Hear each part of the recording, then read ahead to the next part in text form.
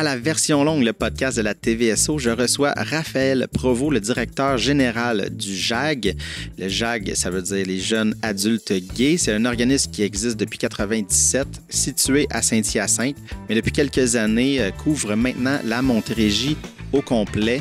Bien évidemment, il va nous parler de long et en large du JAG, mais grosso modo, ce qu'ils font, c'est un organisme d'écoute et d'information pour les gens LGBT+, et aussi les alliés, les parents, les gens qui gravitent autour, qui aimeraient avoir de l'information.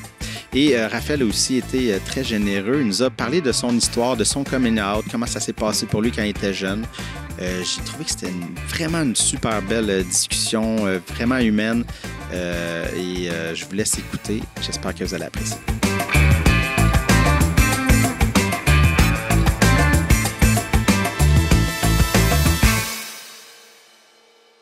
Raphaël Provost, merci beaucoup d'avoir accepté mon invitation. Merci à toi. En fait, tu m'as écrit en avril dernier, en fait, avril 2021. Exact. Tu te présentes, oui, OK, je suis rendu DG du JAG. Oui. C'est le jeune adulte... Jeune adulte gay, qui okay. est un organisme LGBT+. Puis je pense que ça faisait comme 4h15 que j'étais DG. Puis j'envoyais des courriels à tout le monde. Là. Moi, je voulais qu'on parle de nous. C'est ça, moi, je l'avais pas catché. Pantoute. Là. Moi, je pensais que ça faisait un petit bout que tu étais là, puis tu faisais une tournée.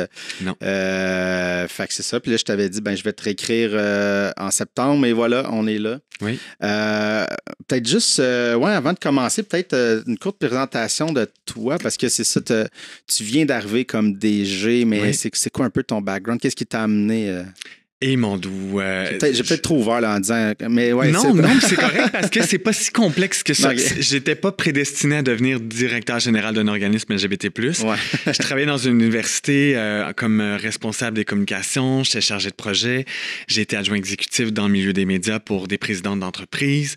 Moi, j'étais un gars de com. À la base, j'animais, je faisais plein de choses en communication. Je suis un gars de la région aussi. Je suis natif de Sherrington, donc c'est pas très loin d'ici. Pas très loin. J'ai grandi à Napierville, j'ai fait mon école ici dans le coin. Donc pour moi, il y a quelque chose de très naturel d'être encore dans le coin. Et j'ai fait un voyage il y a 2 ans qui a changé ma vie. San Francisco, je le recommande à tout le monde. Okay. Là, en plus, c'est le bon moment. Là, c'est plus le même président qui est là-bas. Mais à l'époque, moi, j'avais envie d'aller voir un pays, une ville qui me répondait beaucoup par rapport à la communauté LGBT+. San Francisco, c'est la Mecque. Ouais. Quand je suis revenu de là, je me suis dit, il faut que je m'investisse dans la communauté. J'ai appelé le Gris Montréal, j'ai voulu devenir intervenant bénévole dans les écoles, ainsi de suite. Puis quelques mois plus tard, je suis directeur général d'un organisme en Montérégie. Ça se fait vite. Non, même ça s'est fait en 3 jours. Voilà. Mais c'est ça, on sait qu'il y a une pénurie de main-d'œuvre. Je ne sais pas si ça a un peu rapport à ça ou c'est un espèce de timing que le poste est ouvert. Oui, puis non, parce que le directeur général qui était là avant moi, Dominique, lui était là depuis 9 ans. Okay. Et était là pour une mission beaucoup plus locale. L'organisme, à la base, était Saint-Hyacinthe et pour Saint-Hyacinthe. Donc, l'organisme ça se passait là-bas. Dominique était là depuis presque 10 ans. Et quand la mission a évolué, quand la mission s'est modifiée à devenir un organisme régional, il sentait que c'était peut-être son tour de donner le flambeau, de passer le relais. Et c'est comme ça que l'affichage s'est fait. Puis moi, la pandémie a eu du mauvais pour bien des choses, mais du bon. Moi, ça a changé un peu ma perspective de qu'est-ce que je veux faire dans la vie.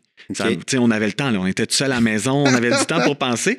Et je me dis, qu'est-ce que je pourrais faire qui collerait à tout ce que j'aime faire dans la vie? L'humain, les communications, de me battre pour un message. Et un matin, je me suis réveillé, je suis allé sur Facebook et ça sonne comme si c'était un film, mais il y avait littéralement l'offre d'emploi qui était là. Ah ouais, comme ça. Comme ça.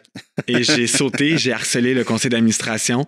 Je leur ai envoyé des lettres, des courriels pour leur expliquer pourquoi je devrais au moins avoir une entrevue. Ouais. Je pense que je suis assez persuasif, mais après, ça leur appartenait.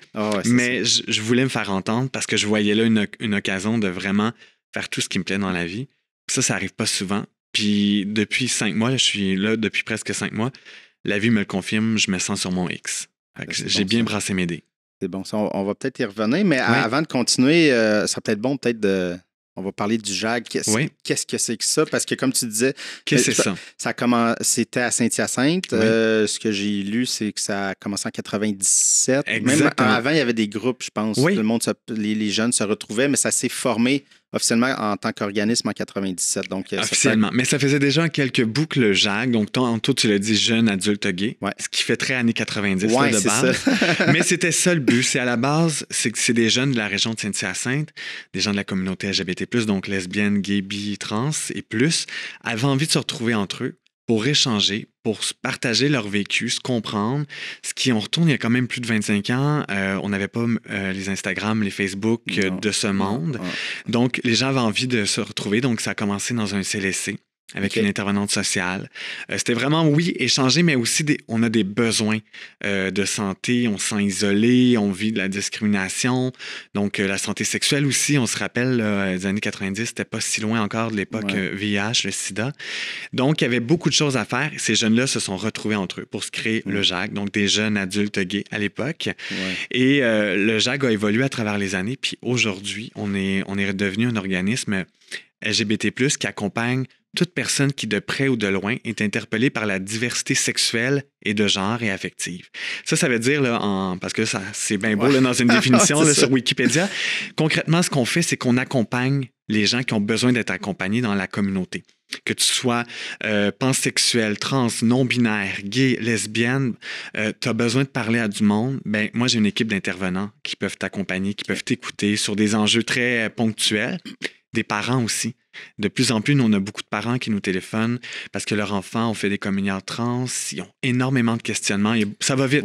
Même nous, pour nous, il y a des termes, on dirait, qui explosent à tous les jours. Là, on entend souvent LGBTQ+, le 2AIS. Oui, c'est ça. Ça, c'est un autre truc que je voulais... On pourrait en jaser, mais c'est ça. Mais nous, on démystifie. Donc, on accompagne toute personne qui, de près ou de loin, on va dans les écoles, on fait beaucoup de formations dans les écoles, on offre des ateliers au primaire, au secondaire, cégep, université. On forme des entreprises.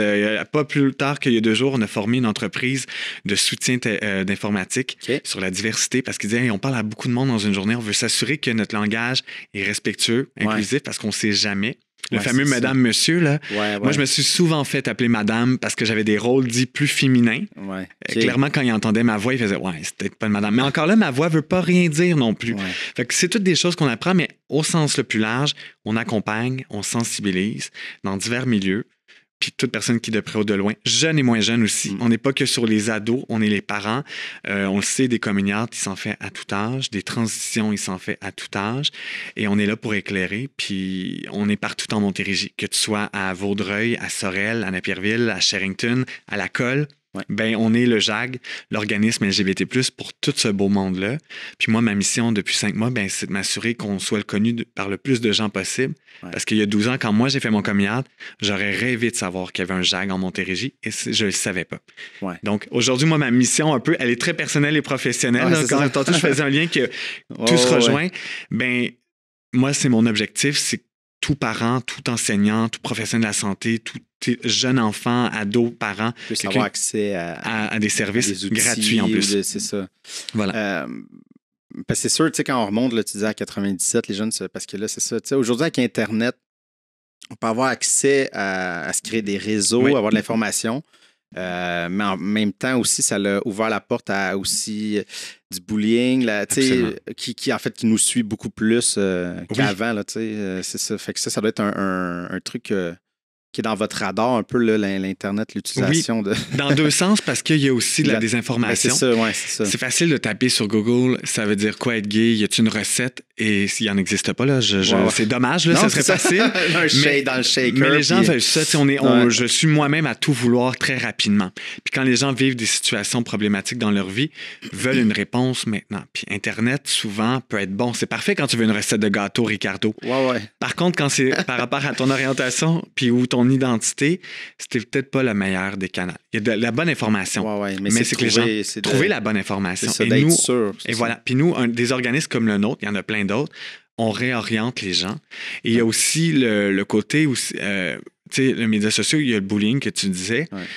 On n'avait pas cette exposition-là à l'époque. Tu sais, on avait la télévision, on avait les médias traditionnels.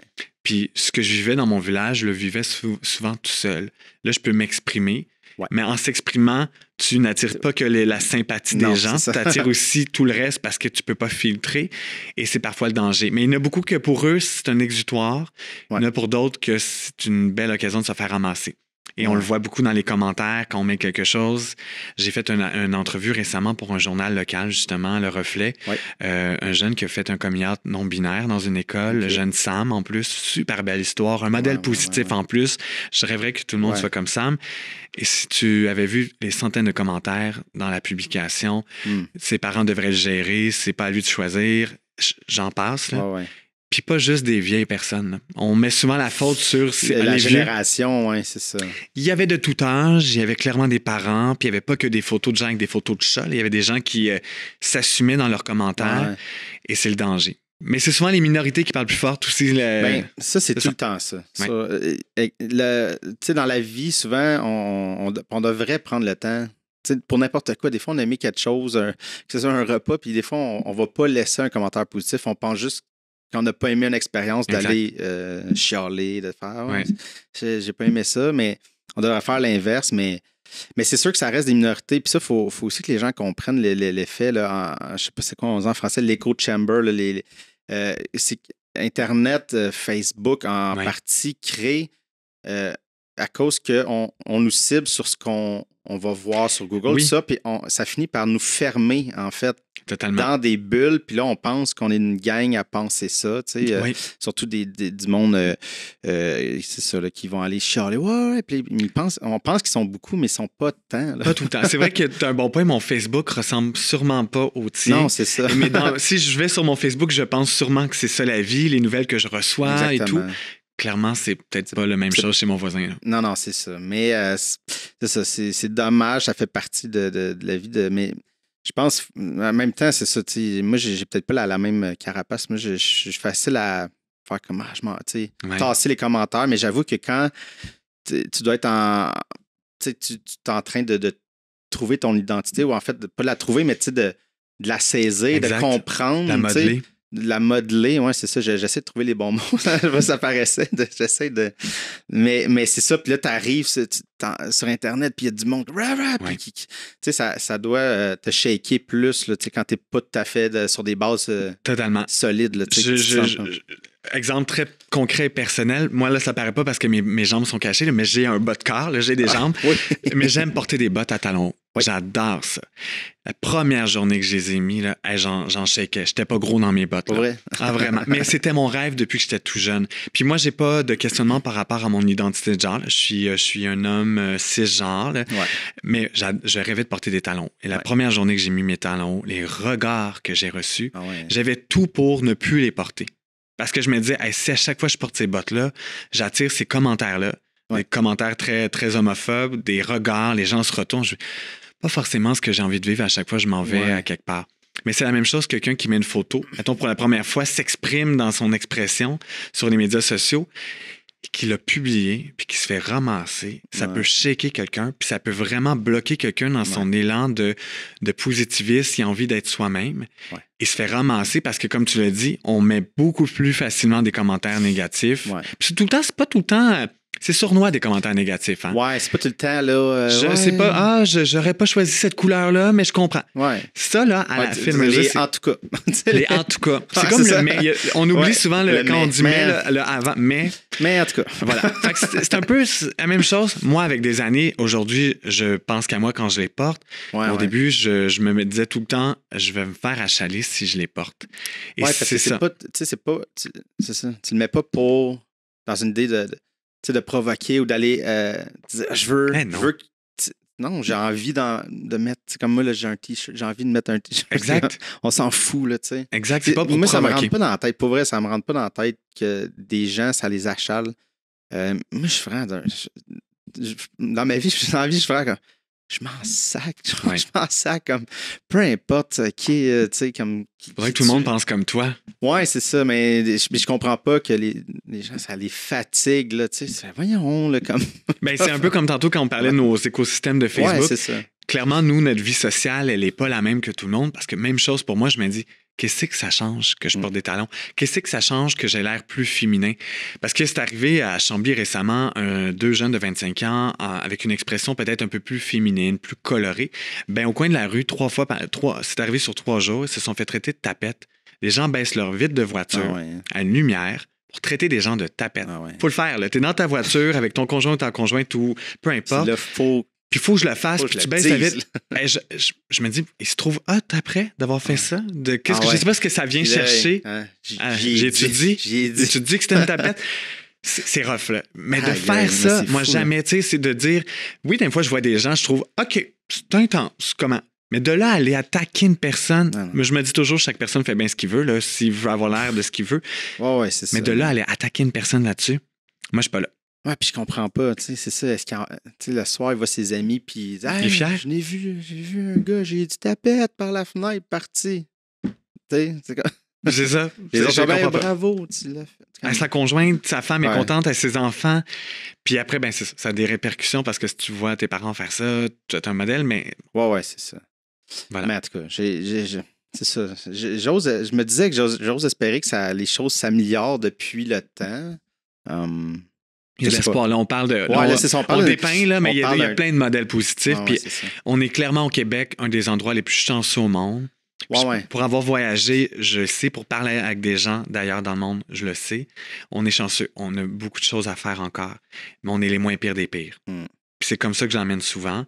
Il y a beaucoup de choses à faire, mais on est les moins pires des pires. Ouais, C'est ça la nuance. Ouais, il y a des. Il y a une nuance. Il y a une Mais on nuance, n'est pas là, les tu sais. pires. Non, c'est ça. Mais tu sais, on s'entend, mettons, il y a des places aux États-Unis. Tu sais, c'est aussi beaucoup souvent attaché. Tu sais, je veux pas cibler, là, mais il y a aussi, tu sais, la religion était beaucoup contre l'homosexualité. Puis c'est des choses écrites dans la Bible. Puis tu te dis, bon, OK, mais c'est des textes de 2000 ans. Exact. Puis là, on dit, mais eux autres, là, mais OK. Il y a beaucoup de choses de mélanger en ce moment. Ouais, tout est comme mélangé dans un truc de même. Mais je voudrais, avant de continuer à parler de ça, peut-être si tu veux embarquer dans ton histoire.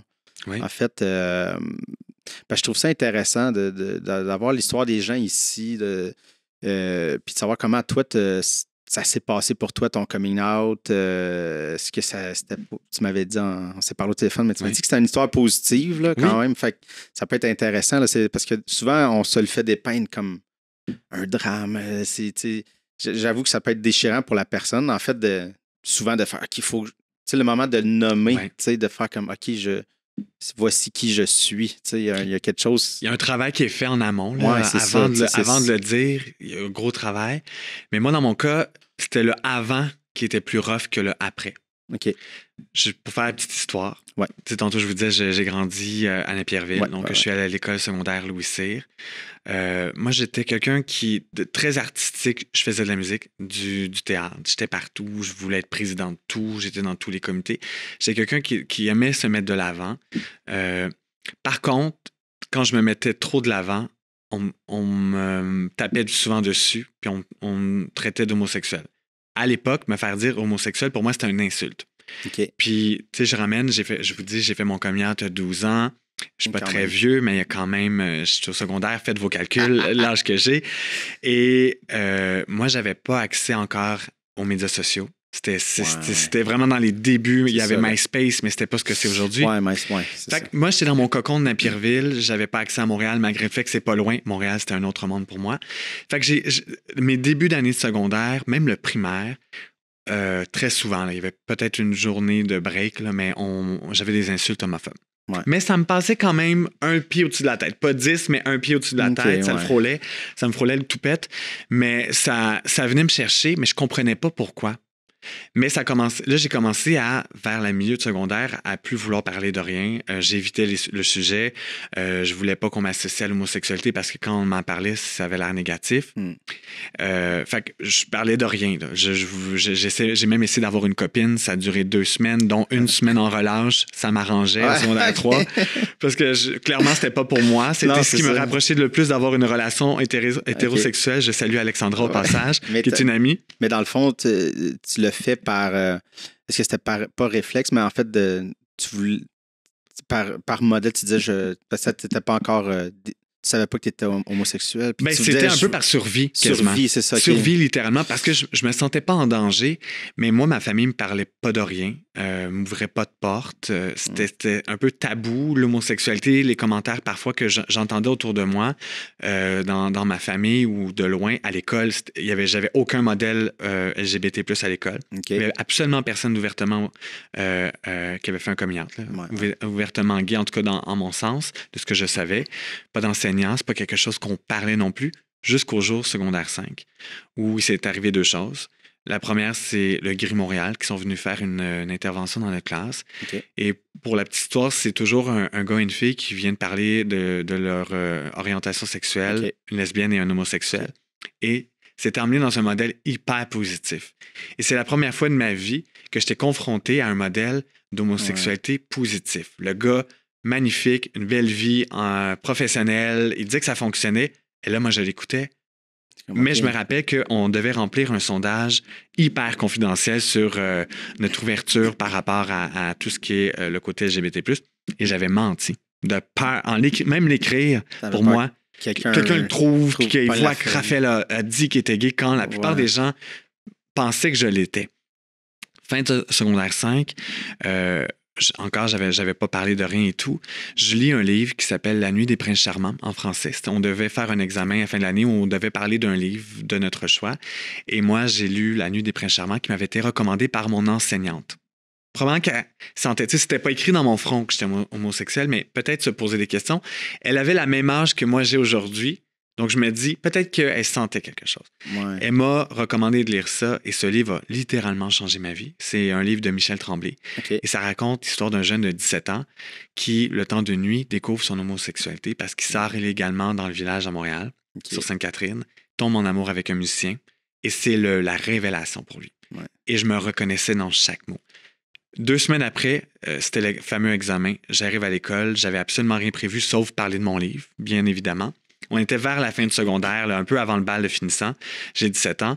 Je parle de mon livre devant tout le monde. Je termine de lire les passages, je le ferme et je dis, tout le monde, j'ai quelque chose à vous dire. Moi aussi, je suis gay, puis je veux plus jamais qu'on m'achale avec ça. Oh. Et il y a eu exactement ce silence-là qu'il vient d'avoir. Tout le monde m'a regardé avec des grands yeux. C'était pas de la surprise parce que, comme je te disais, les gens, pour eux, je l'étais. Parfois m'attaquaient avec ça, mais pour eux, et il y a eu un silence de mort, littéralement, dans la classe. Il y avait mon enseignante qui pleurait dans le fond, Justine, de son prénom. Et tu sais comme moi comment ça se passe dans une école. Ça n'a pas pris 15 minutes que tout le monde le savait. Mais c'était le avant et après. Il y a eu un changement de mentalité parce que j'assumais qui j'étais. J'étais pas plus différent, mais j'assumais qui j'étais. Et moi, j'avais 12 000 tonnes de briques qui venaient de me tomber des épaules parce que j'avais plus à me cacher, j'avais plus à me justifier, puis j'avais plus à faire semblant d'être quelqu'un que j'étais plus. Oui, parce que j'avoue que c'est ça. Tu sais, quand tu joues une façade, aussi, ça change. Tu sais, même si tu essaies de « Ah non, je suis pas gay. » Puis, exact, c'est pas naturel. Mais c'est pas naturel, puis tes interactions sociales ne le sont pas. Non, tout était un peu fake. Avec ma famille, c'était fake. À l'école, c'était fake. Quand en éthique secondaire 4, on devait parler de notre vie idéale, ben moi aussi, j'avais découpé une mannequin dans un magazine avec des enfants puis une belle maison. Parce que je voulais pas faire le contraire puis qu'on m'attaque par rapport à ça. Tu sais, il y avait des commentaires assez sévères. Là. J'avais peur d'être... Parfois, ils vont-tu m'attendre après l'école pour me ramasser? Tant que ça. Donc, je voulais tout le temps compenser. Je compensais tout le temps. J'étais pas dans un modèle hyper hétéro où je compensais physiquement et tout. Là. J'étais très chétif, j'étais quand même coloré et tout. Mais par tout le reste, je compensais. Et à partir de ce moment-là, de pouvoir dire aux gens qui j'étais, qui j'aimais, c'était le début de ma nouvelle vie. Et littéralement, j'en parle, puis je suis comme, ah non, il y a eu un avant, après ce moment-là. Oui, c'est fou, tu sais, quand j'entends ton histoire, puis j'ai entendu, tu sais, plusieurs personnes en parler, des vedettes, des fois, qui en parlent, mais moi, en tant qu'hétéro, on dirait que c'est weird parce que, tu sais, j'ai jamais eu de moment de... Le questionnement. Oui, c'est ça. Fait que on dirait que j'ai de la misère à me mettre dans la peau. En fait, de saisir complètement le chamboulement qui se passe, puis l'espèce de travail de « Ah non, parce que la société... » Puis, tu sais, à la base, je veux dire, c'est ça. On monte un homme, une femme, on font des enfants. Mais fait que c'est ça qu'on voit, mais tu sais, des fois, tu te dis, ben il y a ce que la société projette, mais tu sais, est-ce qu'elle projette en voulant mal faire. Tu sais, c'est un questionnement que j'ai, dans le sens.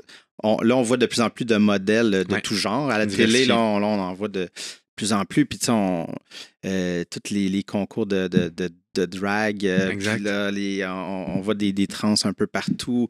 Tu sais, je sens que c'est moins un freak show. On voit des modèles, tu sais, ce qu'il n'y avait pas avant. Là. Je pense que ça. Non, ça va aider. Là. C'est sûr que ça aide, c'est sûr, parce qu'il n'y en avait pas à la télé. Il y avait un gay souvent dans une série. Qui était très efféminé. Très toujours c'était un stéréotype tout le temps. Là, on voit des modèles de famille, homoparentale, deux pères, deux mères, une personne trans qui n'est pas toujours une victime de sa propre vie. Il y a des modèles positifs. Mais ce que j'entends souvent d'échos de gens hétéros, parce que c'est clairement souvent des gens hétéros qui disent des commentaires comme ça. C'est rarement nous, parce que nous, on trouve qu'il n'y en a pas assez. Ouais, c'est ça. C'est que ça va vite et que c'est comme arriver d'un seul coup. Ouais, mais... Oui, puis non. J'aime bien nuancer les choses, mais c'est vrai que là, c'est qu'on est à un croisement que tout va vite, là. Puis c'est que ça aurait dû se faire depuis tellement longtemps qu'on va aller prendre nos places qu'on nous donne. Et enfin, on n'est pas emmené toujours comme le gay de service, la lesbienne de service ou le trans de service. Ouais. Donc ça fait du bien aussi, ce qui était souvent ça dans les médias traditionnels. Ouais. Mais je pense aussi, tu sais, l'idée, ce serait que... Puis que ce soit pour les minorités, les personnes racisées aussi, tu sais, dans le sens que tu écris un rôle, puis le rôle, c'est un... Tu sais, on s'en fout que ce soit un homosexuel ou personne. Tu sais, c'est ça, on s'en fout. Dans le sens que là, mais OK, on peut prendre un acteur, OK, on peut lui donner cette vibe-là, mais ça ne change rien. Qu'il soit homosexuel ou pas à l'histoire, c'est juste qu'il l'est, puis on s'en... Voilà. Exact. Parce que c'est ça le rôle d'un acteur, c'est d'interpréter quelque chose qui n'est pas, ou peut-être, ou de façon exacerbée. Là. Mais oui, go. Mais qu'il soit, c'est ça, qu'il soit et que ce soit pas grave, tu sais. C'est ça, dans le sens aussi parce que des fois, je sens dans le cinéma des dernières années, on sent des fois les causes que Téléfilm Canada ou la SODEC demande, tu sais, il faut de l'inclusion d'Autochtones, tout ça, mais des fois, tu sens que le check est fait un peu... on a un Autochtone, mais il est amené un peu d'une manière pour expliquer quelque chose au lieu de juste d'avoir un personnage autochtone, tu comprends? Juste, c'est ça. Ah non, mais il est là, puis on va parler de sa culture. Tu sais. Ah non, tu sais, mais c'est ça que la communauté des femmes... Tu sais, moi, je suis le porte-parole de moi-même, là, au final. J'ai beau être directeur général d'un organisme, je ne peux pas parler pour tout le monde. Non, mais il y a quand même des voix communes où une d'elles, c'est de, justement, tout le monde est très normaux dans la communauté. Puis on a souvent mis, tu sais, quand la fameuse parade gay, une fois par année, la Fierté Montréal, qui, moi, j'ai participé encore cette année, qui est un événement magnifique. On était des dizaines et des dizaines de milliers de personnes dans les rues. Beaucoup d'alliés, là, pas que des gens de la communauté, mais beaucoup de gens qui soutiennent la communauté, des parents, des gens qui collaborent avec la communauté. Et ce qu'on monte à la télé, c'est toujours des choses qui sont très extravagantes. Très flamboyantes. Très flamboyantes. Et c'est tout à fait correct. Là, je veux dire, il y en a tout autant. Le Beach Club, là, le dimanche, c'est assez extravagant. Mais le Beach Club ne représente pas tous les jeunes adultes du Québec. Non, exactement. Mais c'est la même chose avec la fierté. Ce qu'on voit à la télé ne représente pas toute la communauté. Non, puis à défaut, et c'est correct, parce que si on voit que ça, on va penser qu'il n'y a que ça. Ben c'est qu'il n'y a pas que ça. Il y a des couples simplement, il y a des gens qui vivent leur petite vie. On n'est pas toute une gang sur le party tout le temps en mode drag queen puis faire du... non, c'est pas ça. C'est pas comme ça tout le monde. Mais il y en a. Mais c'est pas tout le monde. Encore là, c'est une minorité, comme on disait au début, qui parle souvent plus forte que le reste de la majorité. Mais c'est dommage parce que ça dépeint, puis souvent les gens... Il y a Simon Boulris récemment qui disait en entrevue, il dit, il n'y a pas une journée qui ne reçoit pas un commentaire de « c'est trop, il est trop, il est trop ». Mais on dit jamais ça d'une personne hétéro. Tu sais, vu là, on dit qu'il y a un côté plus féminin, il est extravagant, il est flamboyant. Le gars, il y a un gros message derrière ça. Là, c'est un intellectuel, il est hot comme gars. Je rêverais d'être Simon Boulris. Il est vraiment cool. Mais on retient tout le temps ce côté-là flamboyant, puis les gens accrochent là-dessus. C'est rare qu'on entend ça d'un autre côté. Puis je suis pas en train de dire que on est des victimes ou quoi que ce soit, mais ça revient un peu aux commentaires de ce qu'on voit à la télé. On accroche souvent sur cette flamboyance-là qui dérange et qui revient encore. Je fais souvent des parallèles avant de ce que j'ai dit. Baisser sa vitre pour insulter quelqu'un, qu'est-ce que ça dérange qu'il soit flamboyant? À la limite, c'est le fun. Des gens colorés, on en a besoin. Sinon, ça serait drôle si on était tous pareils. Mais on tape là-dessus, puis souvent, c'est très rarement loin de l'homosexualité ou de la des personnes trans. il y a tout le temps un parallèle à faire quand on tape sur ces gens-là. Il y a quand même c'est assez commun souvent. C'est ça qui est dommage. On tape sur la flamboyance des gens, ça devrait pas. Non, c'est ça. Mais pour revenir à ton histoire, parce que là, tu as fait ton coming out à l'école. Oui. Mais comment ça s'est passé à la maison? Je sais pas si tu veux rentrer là-dedans. Là, je te pose la question, mais sans toi à l'aise. C'est très positif. Je suis hyper à l'aise. Je salue on a arrêté là, on est reparti sur autre chose, mais c'est bien correct. C'est pas parce que je fuis la question. Là. J'ai comme posé, j'ai fait je vais pas te mettre en boîte, mais. Je suis tout sauf mal à l'aise, bien au contraire. Et je salue mon papa Stéphane au passage, parce que c'était une des personnes justement qui me faisait le plus peur dans sa réaction. Mon père est un gars qui était du domaine de la construction. À la maison, on parlait peu d'émotions, on parlait pas de couple, encore moins d'homosexualité. Tantôt, je le disais. Là. Moi, de parler de quand j'ai fait mon coming out à l'école, là, c'était fait. Ça m'a vraiment beaucoup aidé. Mais je me disais, là, tout le monde à l'école le sait. Mes parents vont venir à le savoir. Là. Les gens savent comment fonctionne aussi un village. Là. Ouais, ça prend pas grand temps. Que si c'est pas mes amis qui l'auraient dit à leurs parents. Tu peux pas prendre une semaine là, pour. Non, j'avais rendu là, c'est fini. J'avais 1 heure parce que c'était la fin de journée à l'école. Et je me rappelle, j'habitais pas très loin de l'école à cette époque-là. Et ça m'a pris 1 heure me rendre à la maison. Là, je faisais toutes les rues pas possibles du village pour me rendre à la maison. Besoin de respirer puis me dire comment il va réagir. J'en ai jamais parlé. Est-ce qu'il va me mettre à la porte? Est-ce que, Histoires comme ça, il y en a plein là, d'histoires d'horreur de gens qui se font mettre à la porte. Là. C'est pas juste dans les films, ça. Est-ce que mon père va réagir comme ça? Est-ce qu'il va arrêter de me parler? Va-tu pas comprendre? Il va-tu dire qu'il respecte mon choix quand c'est pas un choix? Tout ça me passait par la tête. Je suis arrivé à la maison. Mon père était déjà là. Et mon père m'a pris dans ses bras en entrant dans la maison. Et je me dis, oh mon Dieu, qu'est-ce qui se passe? Vas-tu m'étriper? Puis, tu sais, t'es jeune, t'as 17 ans, tu te fais les pires scénarios. Mon père m'a pris dans ses bras, puis il m'a dit, j'espère juste que ça sera pas trop compliqué pour toi. Puis il est parti en pleurs. Puis ça a été avec lui aussi un point de départ où là, mon père voulait tout comprendre. Mon père est devenu, à partir de ce jour-là, mon plus grand fan de tout ce que je faisais. Et c'était pas ça avant. Okay. Peut-être parce que là, il sentait que j'étais bien avec moi-même. Là, tout était à l'exposant 1000. Oui, mais sûrement que c'est ça, il savait pas. Mais il savait parce qu'il m'a dit qu'il s'en doutait. Oui, non, mais je sais, mais je voulais dire, il savait pas comment rentrer en contact avant. Puis il y avait peut-être une appréhension. C'est ça. Clairement, ça, parce que. Parce que c'est ce qu'il a appris. Je veux dire, voilà. C'est une autre génération, nos parents qui ont appris de parents. Il n'y avait pas tant d'ouverture des fois sur l'émotion. Fait que là, c'était de la maladresse. Une maladresse je pense qu'il voulait éviter pour pas. Parce qu'il ne savait pas comment. Voilà. Tu résumes sûrement comment mon père s'est senti pour y en avoir parlé des années plus tard. C'est un peu ça parce qu'il m'a dit, on se doutait de beaucoup de choses, mais c'était pas écrit dans ton front. Fait qu'on ne sait pas tant que tu nous le dis pas. Mais il dit, à chaque fois qu'on te voyait avec un ami de gars, on se demandait si c'était-tu ton copain. Fait que c'est drôle parce qu'au final, on parlait pas la même langue quand on aurait dû parce que ça m'aurait peut-être sauvé bien du stress. Mais oui, ça a été aussi le début avec mon père d'autres choses. Une ouverture qu'il n'y avait pas. Là, il voulait comprendre et mon père est devenu un allié aussi de la communauté. Okay. Pour rester poli parce qu'on est en onde, là, mais il dit, il n'y en aura pas un qui va faire chier mon fils. Fait que, il y a eu un changement de mentalité auprès de mon père. Puis encore aujourd'hui, mon père est fier. Mon père ne comprend pas tout. Pas parce que son gars est dans le milieu puis que je suis directeur que ça l'ouvre plus, mais il y a une sensibilité aux choses.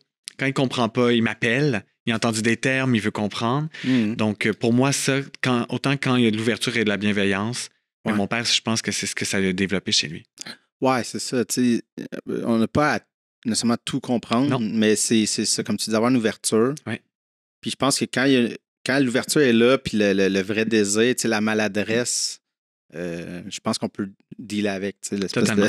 Totalement. Et c'est ce qu'on dit. Parce que même moi, je me considère comme quelqu'un d'ouvert d'esprit, mais des fois, ça va vite, comme tu dis, là, les identités de genre, puis là, tu sors, puis des fois, tu sais pas comment prendre ça, là, tu commences à avoir pas peur de dire des choses, mais c'est ça, c'est de comment rentrer là-dedans.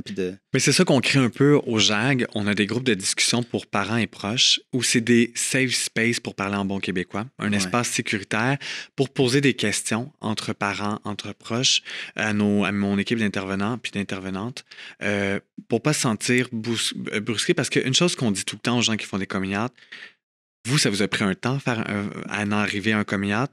Comprenez que les gens qui vont le recevoir aussi, ça peut leur prendre du temps.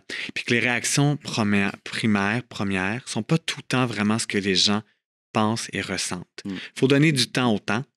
Et on donne, nous, des espaces aussi aux gens de venir déposer, pas des questions de la curiosité malsaine. Tu sais, de me demander qu'est-ce qu'on fait au lit, ça, c'est malsain. Tu n'as pas à le savoir. Je le pose pas aux hétéros, j'ai pas envie de me faire poser la question.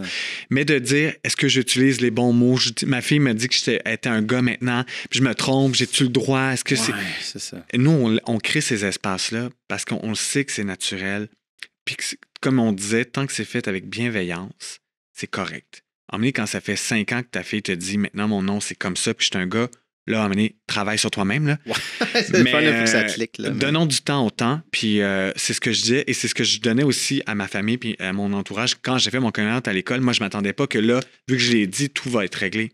J'étais conscient que les gens, c'est aussi recevoir quelque chose. Ça va brusquer des choses peut-être intérieurement chez d'autres personnes. Mais j'étais conscient de ça, puis j'espère que les gens vont être conscients de ça aussi quand tu reçois quelque chose. Donne-toi une chance. Puis quand tu donnes une information à quelqu'un, un coming out, donne-leur une chance aussi de le recevoir, que c'est pas toujours négatif. Oui, c'est ça. Mais puis, tu sais, comme ce que ton père t'a dit, là, j'espère que ça va bien aller. Je pense qu'il y a peut-être ça aussi souvent, la crainte de... Tu sais, puis, pas en bien ou en mal, mais tu sais, le monde, des fois, l'idée de se conformer à un modèle, c'est que ça sécurise, je pense, l'espèce de... C'est de même ça se passe, fait que ça va se passer de même, tu sais, ça s'est passé même pour moi, fait que ça va se passer de même pour mon enfant, puis là, mon enfant, ben, il est pas dans ce modèle-là, fait que là, je sais pas si ça va, tu sais, il y a la crainte de... il va-tu être heureux?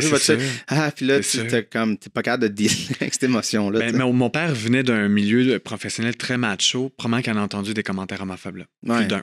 Puis il devait se dire, mon gars va-tu être victime de ça? De peut-être que ce que lui-même a déjà fait, peut-être de ce que ses collègues ont déjà fait. Est-ce que mon gars, à son tour, va vivre ça, ces commentaires-là? Fait que c'est de la projection qu'on fait souvent selon ce qu'on a vécu. Je me rappelle, il y a quelques années, je suis allé à un festival country très, très populaire au Québec. Je dirais pas lequel et où, mais je pense que les gens peuvent deviner. Et j'étais avec ma tante Carole, que je salue également, que j'aime beaucoup, qui est ma plus grande défenseuse, nommez le bon mot, là, de qui je suis. Depuis jour 1. Et on se promenait dans les rues de ce festival-là. Puis pourtant, j'étais tout simplement habillé. Et je dois avoir été victime d'une quinzaine de commentaires homophobes. Et c'est la première fois qu'elle avait vu ça et qu'elle avait vécu ça. Puis je me rappelle, elle était complètement troublée de ça. Puis elle m'en parle encore aujourd'hui, des années plus tard. C'est la première fois qu'elle le vivait. Elle dit, je ne l'avais jamais vécu. Elle dit, tu sais, oui, j'avais des amis LGBT+, queer, quand j'étais plus jeune. Je l'avais pas vécu comme ça. Là, elle avait été confrontée à ça. Puis elle me dit, c'est-tu comme ça tout le temps? Je fais non, pas tout le temps. Ça arrive trop souvent. Mais c'est la première fois. Fait que là, elle, encore aujourd'hui, elle veut s'assurer que ça se passe bien pour moi, puis que si les gens de son entourage qui ont fait des coming out depuis, mais elle était marquée par ce moment-là, qui était quand même assez... C'était violent là, comme situation. On ne faisait que marcher dans les rues avec notre chapeau de cow-boy comme tout le monde, mais j'étais attaqué directement. Et elle avait vécu, fait que je pense un peu comme le parallèle avec mon père. Tu fais de la projection, puis après, tu veux t'assurer que les gens ne vivent pas ça. Puis je lui disais, Carole, t'inquiète, ma vie n'est pas ça. C'est pas tout le temps comme ça. J'ai une belle vie et je suis protégé aussi. Souvent, les gens oublient que j'ai des droits légaux, je suis protégé. Ça, on le met peut-être pas tout le temps de l'avant, mais moi, je peux avoir des enfants, je peux me marier, j'ai les mêmes droits au travail, je peux pas être victime de discrimination. Dans la rue, c'est une chose, mais je pourrais aller me plaindre si je suis victime d'intimidation. Par rapport à mon orientation sexuelle ou mon identité de genre. Puis ça, il ne faut pas l'oublier qu'on a tous ces droits-là égaux au Québec. Et il y a encore 70 endroits dans le monde qui n'ont pas ce droit-là. Nous, on les a. Non, c'est ça. Puis, j'ai écouté récemment l'émission Radio-Canada, l'autre midi à la table d'à côté. Oui. Il y avait Joël Legendre. Oui, avec Catherine Levac. Catherine Levac, oui, c'est ça. Quelle belle émission. Qui d'ailleurs était enceinte, mais elle ne le disait pas au moment du tournage. Oui. Là, mais tu sais, Joël, justement, il parlait de l'adoption, puis que lui, tu sais, ça remonte à un bout, là, qu'il a eu son gars, mais justement, les homosexuels ne peuvent pas adopter. Puis il y avait on ne peut plus adopter. peut plus adopter. On pouvait. Il y a eu... là, pas tomber dans les détails parce qu'on va tout se mélanger. Moi-même, je vais avoir mal à la tête. Là. Mais à l'époque où Joël Lejeune a adopté, puis je parle pas pour lui, mais il l'a dit lui-même en entrevue, il a dû un peu faire croire qu'il était hétérosexuel. Ouais. Pour pouvoir adopter à l'international. Après, il y a quelques années, il y a eu du relâchement, il y a eu des couples homosexuels qui ont réussi à adopter à l'international. Mais depuis quelques années, les frontières se sont fermées. On ne peut plus adopter en tant que personne LGBT+. Je ne peux plus adopter à l'international. Par contre, au Québec, je peux adopter adopter, c'est pas le bon mot, mais je pourrais être une banque faire partie d'une banque mixte, famille d'accueil. Exactement. Ouais. Donc, il y a des frontières qui se sont fermées ailleurs, mais il y en a d'autres qui se sont ouvertes au Québec. Fait que quand je dis avoir des enfants, il y a des solutions. Il y a d'autres solutions. Celle-là, par contre, les plus. Mais Joël le disait aussi, il a quand même dû faire croire aux gens qu'il était hétéro. Parce que ça restait la même personne au final. Mais sur papier, il fallait qu'il paraisse hétéro, sinon on lui aurait peut-être pas donné son enfant comme il l'a eu. Puis il disait quand quelqu'un était venu visiter, il disait qu'il cachait... tout ce qui avait l'air gay. Il disait, c'est ça, je vais cacher les décos qui auraient l'air gay. Oui. Moi, chez moi, ça me prendrait un bon 3 jours. Il faudrait que je cache tous les CD de Céline Dion, les photos, mes bottes à talons. Je ferais pas ça. Des CD de Céline Dion, ça m'a... Oui, ça... Mais en même temps, tout le monde aime Céline, que tu sois hétéro ou gay. Je sais pas, moi j'ai de la misère, mais en tout cas... Ah oui, bon, on fera un autre balado sur ça. mais tu sais, je l'écoutais, je disais, OK, c'est fou là, de cacher les affaires. Puis... Mais en même temps, c'est ça, je t'avoue que quand on dit dans le monde, il y a des parties dans le monde que c'est encore illégal d'être homosexuel. J'avoue que c'est dur d'aller adopter dans des pays qui le reconnaissent pas. Reconnaissent pas, c'est ça, j'avoue que c'est ça, mais au moins, il y a d'autres solutions, il y a d'autres trucs, tu sais. Fait que ça... Au moins, il y a des solutions qu'il n'y avait pas avant. T'sais. Oui, puis il y a au Québec, ça s'appelle la Coalition des familles LGBT, qui est un super beau organisme québécois qui est partout au Québec, là, qui accompagne les familles homoparentales, les parents trans, tous parents qui auraient besoin d'être accompagnés. Ben, il faut qu'ils sachent que les gens, c'est pas... Nous, le JAG, on collabore beaucoup avec eux, mais il existe un bel organisme au Québec. Puis souvent, il ne faut pas oublier la force du communautaire. On a un joyau au Québec, là, fait des JAG, des coalitions, il y a tellement de choses pour les gens. Puis à Châteauguay, puis partout dans le coin du sud-ouest ici, là, il y a tellement une force du communautaire, il ne faut pas l'oublier. On dirait que tu as lu dans ma pensée. Tu m'amènes sur la piste du communautaire. Cool. On va rentrer un peu là-dedans. Cool. Parce que je suis un peu curieux de voir comment toi tu vois ça. Tu es arrivé là, en avril, ça fait 5 mois à peu près. Et là, tu t'en vas rencontrer la CDC. Tu me dis au téléphone, je ne savais pas c'était quoi la CDC. Il y a peut-être des gens aussi qui ne le savent pas. Là, la Corporation de développement du communautaire. Il y en a dans chaque région, regroupement d'MRC. Exact. C'est pour aider en fait à donner une voix aux organismes. Parce que l'affaire aussi, les organismes, on est tous on fait toutes des choses différentes aussi. Oui. On est éparpillés, on est débordés, puis ça prend comme un espèce de chapeau pour être une voix un peu plus... qui porte un peu plus haute. Parce que des fois, même si moi, mettons, nous autres à la télé, on est un organisme, on ne fait pas la même chose que vous. Non. Mais il y a des mêmes préoccupations, le financement, la mission, les trucs. Ça, on se rejoint. On se rejoint là, dans certains besoins plus communs. T'sais. Exact. Puis non, tu as bien résumé ce qu'une des CDC fait et pourquoi il y a leur existence. Mais je suis curieux comment tu voyais ça avant de rentrer en poste. Est-ce que ça a changé une fois que tu es arrivé? Tu as dit, OK, c'est de même, ça se passe. Oui.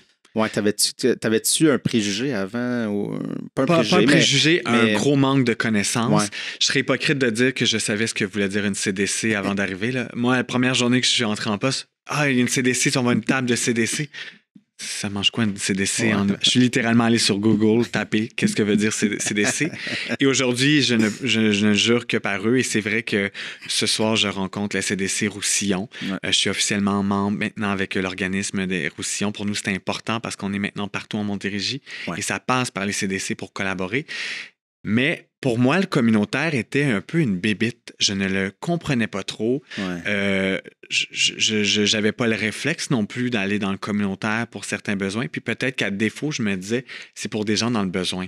Ouais. Et ça, c'est le pire préjugé qu'il n'y a pas. C'est ça, parce qu'on axe beaucoup avec mettons, les soupes populaires à l'époque, ouais. Ou les banques alimentaires. Ouais. que ça, c'est peut-être plus connu à cause de la guignole et puis Oui. les dons, tout ça, mais c'est beaucoup plus large. Là, Exactement. Puis c'est ça que ça m'a démontré qu'il y a un gros filet social qui est communautaire, Ouais.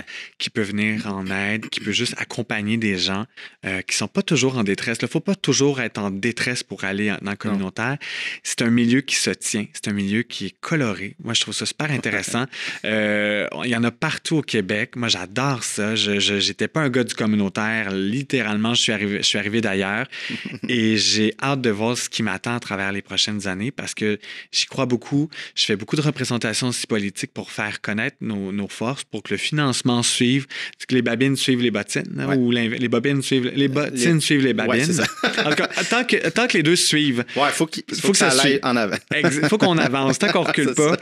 Mais tu vois que je suis pas très bon avec les expressions. Mais tant que ça suit, puis moi, si je travaille beaucoup en ce sens-là, puis maintenant, ça fait que 5 mois, j'ai vraiment le communautaire à cœur, puis je le dis pas pour que ça paraisse bien, puis que là, il y a peut-être des gens qui nous écoutent. Ouais. Je crois vraiment à la force du réseau, au travail d'équipe, puis je veux pas travailler en silo, tout seul avec mon organisme.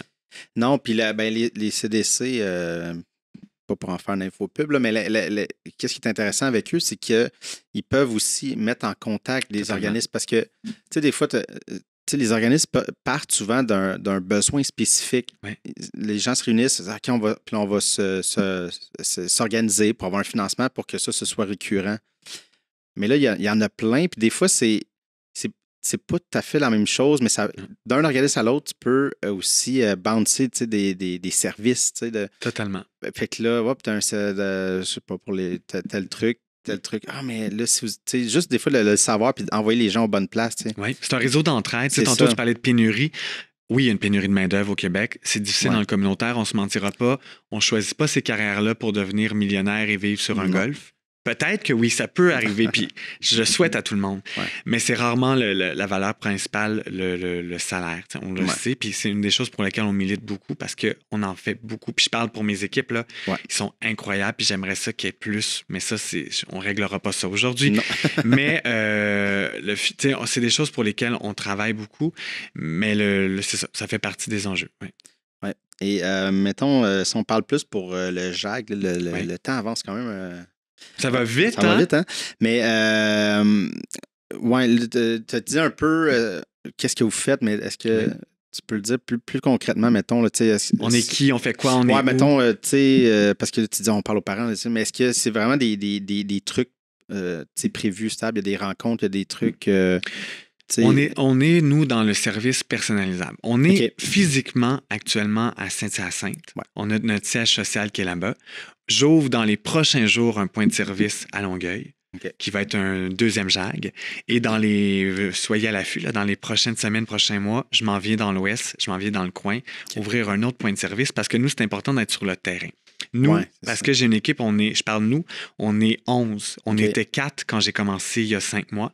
Et j'ai embauché 5 nouvelles ressources, 2 stagiaires. Donc, on est maintenant 11 belles personnes qui viennent soutenir la communauté LGBT en Montérégie et alliés, c'est important de le dire. Mais nous, les gens peuvent nous appeler du lundi au vendredi, toute la journée, pour échanger avec un intervenant, prendre rendez-vous. On peut aller dans un café, on se déplace. Nous, on va partout. On va à la rencontre des gens. Des écoles nous bookent, comme là déjà ça a commencé, des écoles d'un peu partout sur le territoire veulent des ateliers pour jeunes et moins jeunes. Bien, on réserve avec mon équipe d'intervenants, on se déplace dans les écoles, on va les offrir. On fait de la formation en entreprise virtuelle, on se déplace aussi. Et on invite les gens dans nos points de service à venir nous rencontrer. Ils veulent venir prendre juste un café, nous saluer. Ils sont les bienvenus à le faire, en respectant les heures d'ouverture, bien sûr, parce qu'on ne veut pas qu'ils se cognent à une porte fermée. Ouais. Mais sur notre site web, lejag.org, il y a toute l'information parce que nous, on veut aller vers les gens. Puis souvent, ce qu'on nous dit dans la communauté, puis les gens qui accompagnent la communauté, il y a beaucoup de portes de fermées. Puis nous, nos portes sont ouvertes, les fenêtres sont ouvertes, tout est ouvert. Ouais. La bay window est ouverte au grand complet pour accueillir les gens et on se déplace. Moi, s'il faut plus de monde, je vais trouver du financement pour embaucher. C'est ce que j'ai fait dans les derniers temps parce qu'à 4, clairement, on n'aurait pas pu répondre à la demande. Ah non, c'est sûr et le but, c'est pas d'avoir des délais. Non, c'est grand la Montérégie. Et il y a pas les délais sont pas extrêmes. Quelqu'un qui nous téléphone peut littéralement parler dans l'heure à un intervenant, avoir une rencontre dans les jours qui suivent. Une école peut avoir un atelier dans les semaines qui suivent. Ça va vite. On est disponible disponible rapidement. Et tantôt, je l'ai dit rapidement, mais tout ce que j'ai dit depuis le début, c'est 100% gratuit. Ouais. Il n'y a pas de frais cachés, puis on n'est pas dans la propagande. Nous, on est là pour sensibiliser, accompagner. C'est ça notre mission.